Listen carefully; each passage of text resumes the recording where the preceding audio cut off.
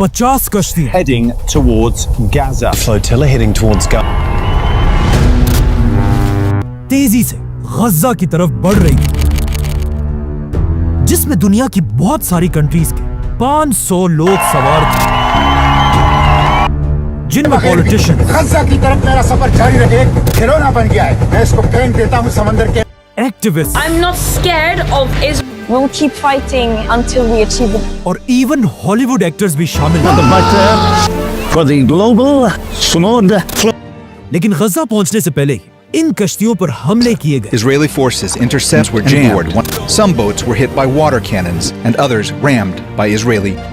और जैसे ये कश्तियां गजा के बिल्कुल करीब पहुंची, इजराइल की फौज ने इन सारी कश्तियों को गजा के बजाय इजराइल की सिटी अशदूद की तरफ मोड़ दिया और इन सबको अरेस्ट कर लिया। I have been abducted and taken against my will by Israeli forces. साबिक सेनेटर मुश्ताक अहमद और ग्रेटा थनबर्ग समेत 200 से ज्यादा अफराद, जिससे आज पूरी दुनिया में प्रोटेस्ट हो रहे हैं। लेकिन ये कोई पहली फ्लोटिला नहीं है जिसे इजराइल ने इस तरह अरेस्ट किया। We carry water filters, we carry bread for the people that have been starving. इससे पहले भी 10 फ्लोटिलास को इसी तरह Greece अरेस्ट today किया गया। arrested the captain of one of the boats in that flotilla. लेकिन आखिर ये सारे फ्लोटिलास आए कहां से? एंड मोस्ट इंपॉर्टेंटली, इन फ्लोटिलास का मास्टरमाइंड कौन है? फ्लोटिला की ये कहानी एक ही आदमी से शुरू होती है, ऑस्ट्रेलिया का माइकल शेख। आज से 20 साल पहले जब वो पहली बार ऑस्ट्रेलिया से फलस्तीन की तरफ गया और वहां पहुंचकर वो हैरान रह गया कि किस तरह इजराइल ने गजा को हर तरफ से घेर कर वहां के फलस्तीनियों को भूख और प्यास से मार रहा था। These are the faces of hunger in Gaza. इसीलिए फलस्तीन पहुंचते माइकल शेख वहां के लोगों की मदद करने लगा और उनके लिए पूरी दुनिया में आवाज उठाने लगा। लेकिन जब इस सब का इजराइल के प्राइम मिनिस्टर को पता चला, उसने माइकल शेख को पकड़कर उन्हें इजराइल के जेल में बंद कर दिया। अब माइकल शेख अपने इंटरव्यू में खुद कहता है कि जेल जाने के बाद मुझे सिर्फ एक बात का दुख था कि अब चाहे जो भी हो जाए, इजराइल मुझे दोबारा फलस्तीन आने की इजाजत कभी नहीं देगा। तो अब माइकल शेख अपने जेल में बैठकर सोचने लगा। Israeli jail for a week, and he got a lot of time to think. और सोचते सोचते आखिर उसके जहन में एक बहुत ही ब्रिलियंट आइडिया है, एक global A humanitarian flotilla heading for. But now an aid flotilla. Flotilla एक स्पेनिश वर्ड है जिसका मतलब है कश्तियों का एक छोटा ग्रुप। माइकल शेख ने सोचा, इजराइल तो मुझे फलस्तीन आने की इजाजत नहीं देगा, लेकिन अगर हम पूरी दुनिया से लोग जमा करके कश्तियों में फलस्तीन की तरफ जाएंगे तो इजराइल का बाप भी हमें नहीं रोक सकेगा। लेकिन अगर उसने हमें रोका तो ये बात पूरी दुनिया में फैल जाएगी और इजराइल का जुल्म एक्सपोज हो जाएगा। लेकिन अब क्वेश्चन ये कि ये इतना अजीब आइडिया उसके जहन में आया कहां से? असल में ये कोई नया आइडिया था ही नहीं, बल्कि इससे पहले भी एक बहुत बड़ा फ्लोटिला हो चुका था, वर्ल्ड वॉर।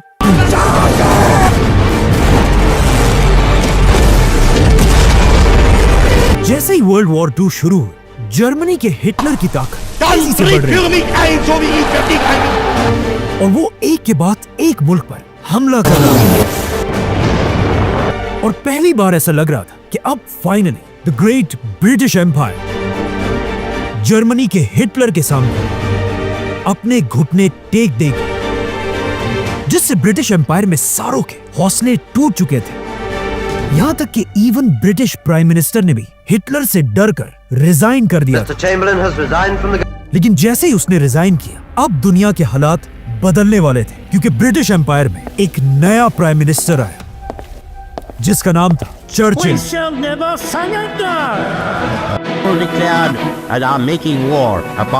लेकिन जैसे ही चर्चिल प्राइम मिनिस्टर बना, उस वक्त उसकी 4 लाख फौज जर्मनी के बॉर्डर पर खड़ी थी। ये देखकर हिटलर ने अपनी पूरी ताकत के साथ इस फौज पर हमला कर दिया और इस पूरी फौज को घेर कर उन्हें पीछे धकेलने लगा। आखिर हिटलर ने उन्हें इतना धकेल दिया कि वो पीछे हटते हटते एक बीच तक पहुंचे, डंकर्क।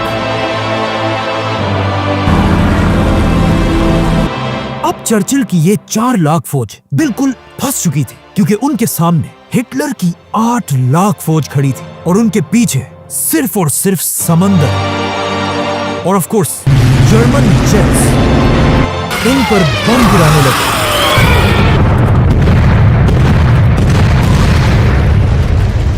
ये देखकर चर्चिल अमेरिका से मदद की भीख मांगने लगा, लेकिन जब अमेरिका ने उसकी मदद से क्लियर इनकार कर दिया, अब चर्चिल बिल्कुल मायूस हो चुका था और उसके पास सिर्फ एक आखिरी उम्मीद बची थी, उसके मुल्क की आवाम। चर्चिल ने मजबूरन हर तरफ ऐलान किया कि जिसके पास भी कोई भी कश्ती है वो उसे लेकर जंग की तरफ जाए और वहां से हमारे सोल्जर्स को बचाकर वापस लाए, जो एक बहुत ही अजीब बात थी। लेकिन ब्रिटिश अवाम अपनी लीडर की आवाज पर खड़े हुए और अपनी कश्तियां लेकर बगैर हथियारों के अपने भाइयों को बचाने के लिए जंग की तरफ रवाना हुए।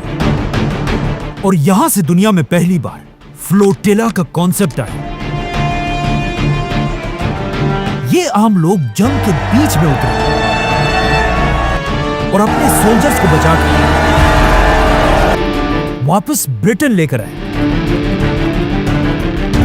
और इस तरह दुनिया की पहली फ्लोटिला ने 4 लाख सोल्जर्स में से 3.5 लाख सोल्जर्स को बचा लिया, जिसे आज तक एक मिरेकल कहा जाता है। इसीलिए अब जब माइकल शेख इजराइल की जेल में बैठा हुआ था, उसके दिमाग में भी इसी फ्लोटिला का आइडिया आया, जिसके बाद जैसे ही वो आजाद हुआ, उसने निकलते ही अपने इसी प्लान पर काम शुरू किया और फ्लोटिला की कश्तियों के लिए पूरी दुनिया से पैसे जमा करने लगा। और आखिर 2008 में उसके पास इतने पैसे जमा हुए कि वो सिर्फ 2 कश्तियों को खाने पीने की चीजों से भरकर फलस्तीन की तरफ रवाना हुआ।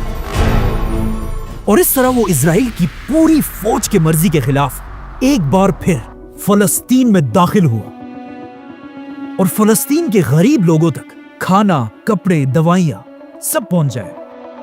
इस पहली फ्लोटिला के बाद ये खबर पूरी दुनिया में फैल गई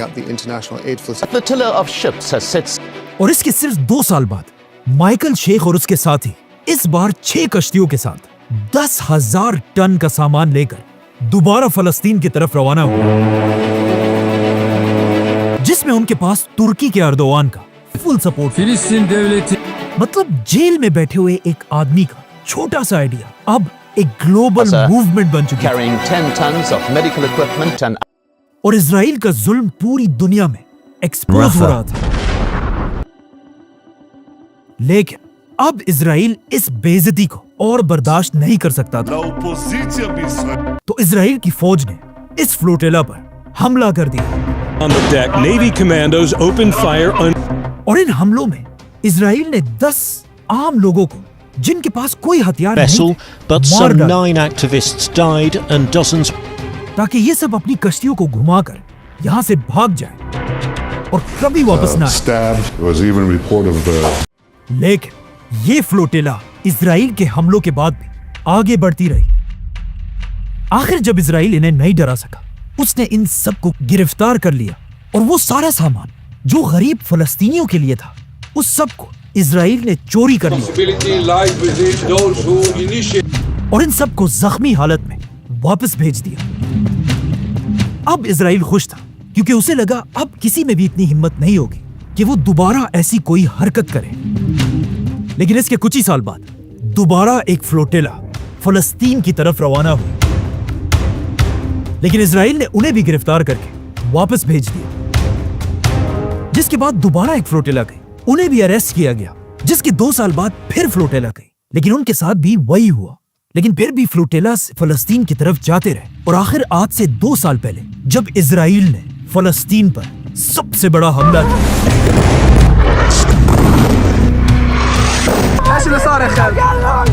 और गजा को हर तरफ से घेर कर उसे पूरी दुनिया से कट ऑफ कर दिया, एक बार फिर फ्लोटिला के आइडिया पर काम शुरू हुआ और पूरी दुनिया से 50 कंट्रीज ने मिलकर इस फ्लोटिला को सपोर्ट किया, जिसके बाद इन कश्तियों में 500 लोग फलस्तीन की तरफ रवाना हुए, जिसमें ऑलमोस्ट दुनिया की हर बड़ी कंट्री शामिल थी। लेकिन सिर्फ एक कंट्री इस फ्लोटेला को ज्वाइन करने से पीछे रही, India. Prime Minister Modi, you're a great leader of India and a great world leader. ये कश्तियां स्पेन के बार्सिलोना से रवाना हुई और आहिस्ता आहिस्ता इनके साथ कश्तियां मिलती गई और सब मिलकर फलस्तीन की तरफ बढ़ने लगे। और ये कोई आम कश्तियां नहीं है, बल्कि इनके अंदर बेडरूम्स, किचन और इवन वॉशरूम भी है। और अजीब बात यह है कि इन 500 लोगों में सिर्फ 30% मुसलमान है और बाकी 70% नॉन मुस्लिम्स, जो सिर्फ इंसानियत के लिए अपनी जान को खतरे में डालकर इजराइल के खिलाफ आवाज उठा रहे हैं। इन 500 लोगों में सबसे ज्यादा लोग ऑफ कोर्स एक इस्लामिक कंट्री तुर्की से हैं, और तुर्की के बाद सबसे ज्यादा लोग non Muslim countries Spain, Italy, France जैसी कंट्री से हैं। इस फ्लोटेला में 2 लोग पाकिस्तान से भी हैं। हम गज़ा की पहाड़ियों में होंगे। और इवन इस फ्लोटेला में कुछ यहूदी भी शामिल हैं। और अजीब बात यह है कि इस फ्लोटेला के 500 लोगों में मुसलमानों की सबसे रिच कंट्रीज सऊदी अरब, यूएई और कतर जैसी कंट्री से एक बंदा भी नहीं है। कुछ फेमस लोग भी इस फ्लोटेला का हिस्सा है, जैसे कि नेल्सन मंडेला का पोता, activist. The story here is about Palestine. और पाकिस्तान के सेनेटर मुश्ताक भी है, गज़ा की तरफ सफर जारी रखूंगा, जो इससे पहले पाकिस्तान में भी हर जगह फलस्तीन के लिए आवाज उठाते रहते थे, जिसके लिए उन्हें पाकिस्तान में गिरफ्तार किया गया। और कहा जाता है एक पुलिस वाले ने उनसे ये भी कहा था कि अगर तुम में इतनी हिम्मत है तो यहाँ नहीं बल्कि गज़ा में जाकर लोगों की मदद करो। और ऐसा ही हुआ। अब वो इन्हीं कश्तियों में फलस्तीन की तरफ बढ़ रहे थे, लेकिन जैसे ये फ्लोटेला बिल्कुल गज़ा के करीब पहुंची, इजराइल ने इन पर अपने ड्रोन से हमला कर दिया। लेकिन फिर भी जब ये कश्तियां आगे बढ़ती रही, इजराइल की फौज इन कश्तियों पर जबरदस्ती सवार हुई और इन सब पर कब्जा करके इन सब को गिरफ्तार कर लिया। बल्कि इजराइल के सिक्योरिटी एडवाइजर ने इन सब को सामने बिठाकर टेररिस्ट का एक ग्रुप कहा। और इस तरह ये 10वीं फ्लोटेला भी फलस्तीन तक नहीं Israel has arrested hundreds of activists on board a pro-Palestine. जिसे देखकर लगता है कि इस फ्लोटेला का कोई फायदा नहीं होगा।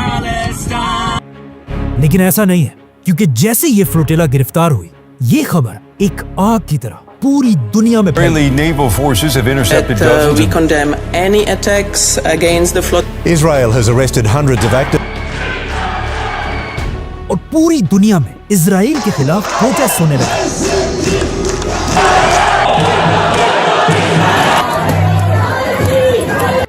और सबसे बड़ी बात यह है कि कहा जाता है अभी से नेक्स्ट फ्लोटेला पर प्लानिंग शुरू हो चुकी है। और अगर ऐसा हुआ तो वो सिर्फ इससे नहीं बल्कि हिस्ट्री की सबसे बड़ी फ्लोटेला होगी, वर्ल्ड वॉर से भी बड़ी। और जब तक ऐसे लोग दुनिया में जिंदा हैं, लेकिन हमें खुशी है कि हम गज़ा के लिए नहीं। इजराइल का सुल्तान हमेशा एक्सपोज होता रहेगा। Israeli strikes are again rattling Gaza. Subscribe.